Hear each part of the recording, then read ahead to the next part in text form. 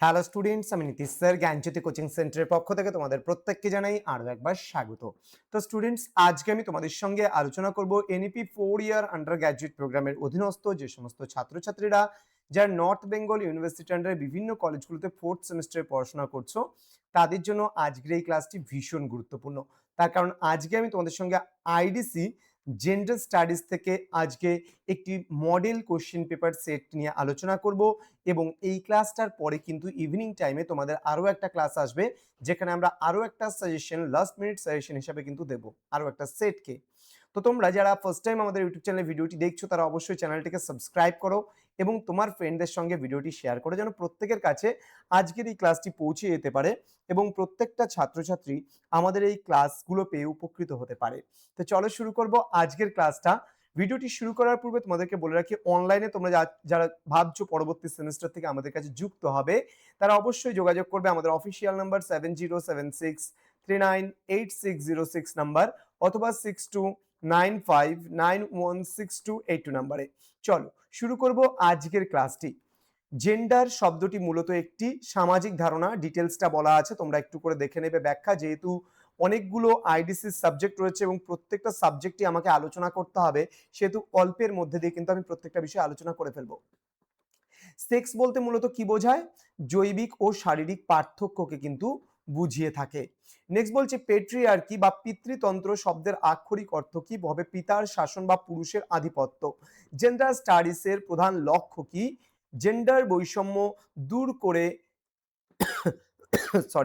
সামাজিক ন্যায় বিচার প্রতিষ্ঠা করা। নেক্সট প্রশ্ন, ম্যাসকুলিটি বা পুরুষত্ব ধারণাটি সমাজ দ্বারা তাহলে কি হবে? এটা নির্মিত বা তৈরি করা। পরবর্তী প্রশ্নে আমরা চলে আসব, জেন্ডার স্টেরিওটাইপ বলতে কি বোঝায়? নারী পুরুষের কাজ আচরণ নিয়ে প্রচলিত ও সংকীর্ণ ধারণা। জেন্ডার আইডেন্টিটি বলতে কি বোঝায়? নিজের লিঙ্গ এবং জেন্ডার সম্পর্কে একজন ব্যক্তির নিজস্ব মনস্তাত্ত্বিক অনুভূতি। পরবর্তী প্রশ্ন, সমাজ যখন জেন্ডারের ভিত্তিতে মানুষকে উঁচু নিচু ভেদে বা স্তরে ভাগ করে, তখন তাকে কি বলে? জেন্ডার স্ট্র্যাটিফিকেশন বা জেন্ডার স্তর বিন্যাস। নেক্সট, জেন্ডার সামাজিকীকরণের প্রাথমিক ও সবচেয়ে গুরুত্বপূর্ণ মাধ্যম কোনটি? উত্তর হবে পরিবার।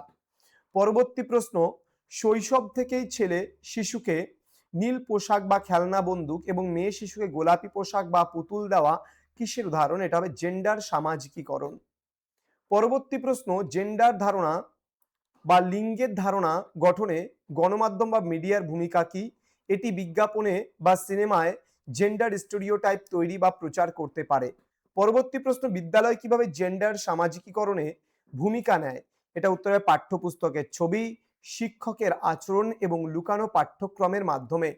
নেক্সট হচ্ছে জেন্ডার ডিভিশন অফ লেবার বা লিঙ্গভিত্তিক শ্রম বিভাজন বলতে কি বোঝায়? জেন্ডারের ভিত্তিতে গৃহের কাজ যেমন নারীদের, আবার বাইরের কাজে যেমন পুরুষদের অলিখিত বিভাজন রয়েছে। এটা কিন্তু কোথাও লিখিত নেই, কিন্তু দেখা যায় যে গৃহের কাজগুলো মূলত নারীদের জন্য এবং বাইরের কাজগুলো মূলত পুরুষদের জন্য, কিন্তু এটা একটা অলিখিত সমাজের সংবিধান হিসেবে কিন্তু রয়ে গেছে। নেক্সট, ভারতে জেন্ডার বৈষম্যের সঙ্গে আর কোন সামাজিক স্তরবিন্যাস ওতপ্রোতভাবে জড়িত? উত্তর হবে জাতি প্রথা। নেক্সট রয়েছে, পরিবারের জেন্ডার সম্পর্কের ক্ষেত্রে সাধারণত কোনটি বেশি দৃশ্যমান হয়? ক্ষমতার ভারসাম্যহীনতা বা পুরুষতান্ত্রিক নিয়ন্ত্রণ। নেক্সট, ডোমেস্টিক ভায়োলেন্স বা গার্হস্থ্য হিংসা মূলত কোথায় ঘটে? এটা বিশেষ করে, তাহলে কিন্তু এটার উত্তর হবে পারিবারিক বা বৈবাহিক সম্পর্কের চার দেওয়ালের মধ্যে। পরবর্তী প্রশ্নে আমরা চলে আসব, কর্মক্ষেত্রে মহিলাদের যৌন হেনস্থা প্রতিরোধের জন্য ভারতের সুপ্রিম কোর্ট কোন নির্দেশিকা জারি করেছিল, যা পরে 2013 সালে আইন হয়েছিল? এটা হবে বিশাখা নির্দেশিকা। নেক্সট রয়েছে ফেমিসাইড। ফেমিসাইড বলতে বিশেষভাবে কি বোঝানো হয়? শুধুমাত্র নারী হওয়ার কারণে বা জেন্ডার ভিত্তিক বিদ্বেষে থেকে কোনো নারীকে হত্যা করা। নেক্সট রয়েছে, নিচের কোনটি অনলাইন বা সাইবার জেন্ডার ভায়োলেন্সের উদাহরণ? তাহলে সঠিক উত্তর হবে ইন্টারনেটে নারীদের ট্রলিং, তোমার হচ্ছে মরফড ছবি ছড়ানো বা সাইবার স্টকিং করা।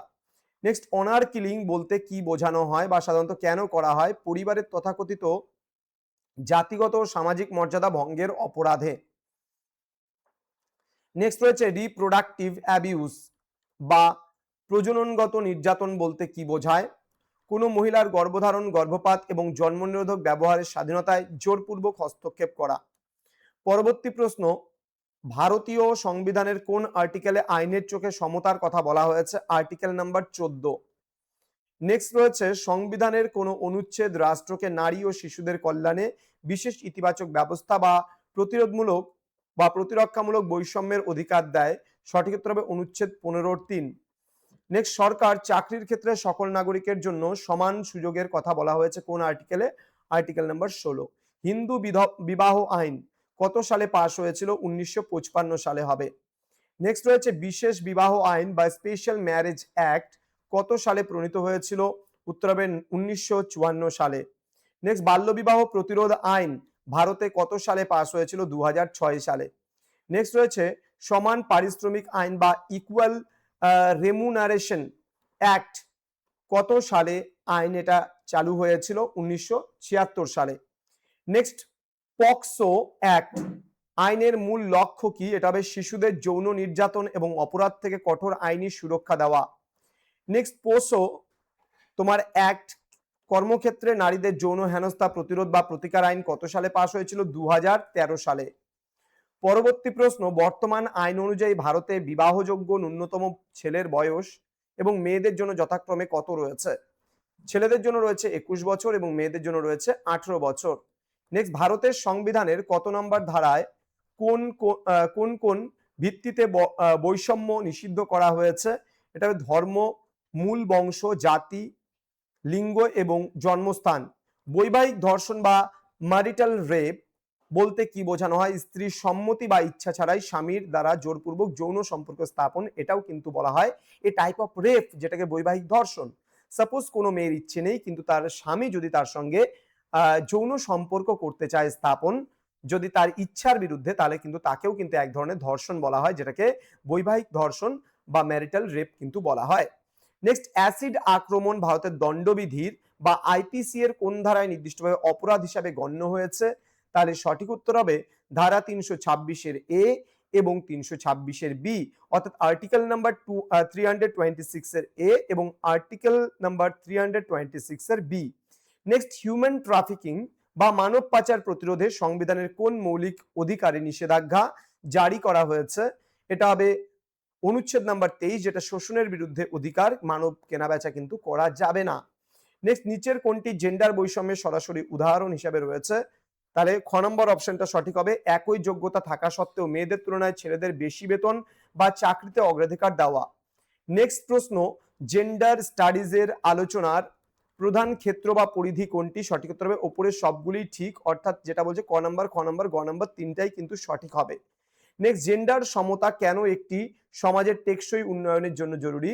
এটা হবে এটি সামাজিক ন্যায় বিচার প্রতিষ্ঠা করে এবং দেশের সামগ্রিক উৎপাদনশীলতা এবং মানব সম্পদ বৃদ্ধি করে। নেক্সট রয়েছে, ভারতীয় দণ্ডবিধির বা আইপিসি এর 498 এর এ ধারাটি কোন অপরাধের বিরুদ্ধে সুরক্ষার সঙ্গে যুক্ত? এটা হবে বিবাহিত নারীর ওপর স্বামী বা শ্বশুর শাশুড়ির লোকজনের দ্বারা নিষ্ঠুরতা বা যৌতুক নির্যাতন। নেক্সট, ফ্যামিনিটি বা নারীত্ব ধারণাটি মূলত কি নির্দেশ করে? সঠিক উত্তর হবে ক নম্বর অপশনটা, সমাজ ও সংস্কৃতি দ্বারা নারীদের জন্য নির্ধারিত বৈশিষ্ট্য এবং প্রত্যাশিত আচরণ। তো স্টুডেন্ট, এই ছিল তোমাদের কয়েকটা প্রশ্ন যেগুলো আমি তোমাদের সঙ্গে আলোচনা করলাম।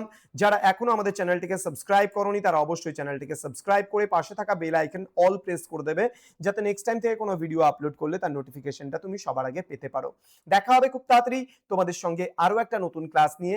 তোমরা যারা ভাবছো যে আমাদের সঙ্গে যুক্ত হবে, তারা অবশ্যই আমাদের দেওয়া অফিসিয়াল নাম্বার দুটোতে ফোন করে সরাসরি যোগাযোগ করে নিতে পারো। দেখা হবে খুব তাড়াতাড়ি আরো একটা নতুন ক্লাস নিয়ে। তোমরা প্রত্যেকেই ভালো থেকো, সুস্থ থেকো।